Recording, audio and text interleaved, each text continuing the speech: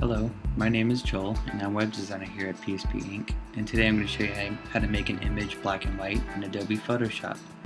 So when you have your image in there, you're going to go down under the layers panel and you can click this icon right there. It'll bring up a list of filters. The one we're looking for is right here.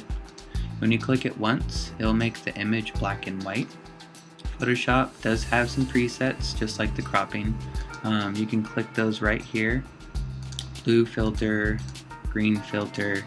They basically just kind of change the values a little for the image. I stick to default. I like to fine-tune it below.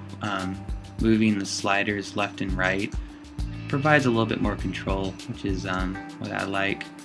And that's how you make an image black and white in Adobe Photoshop. Thanks for watching.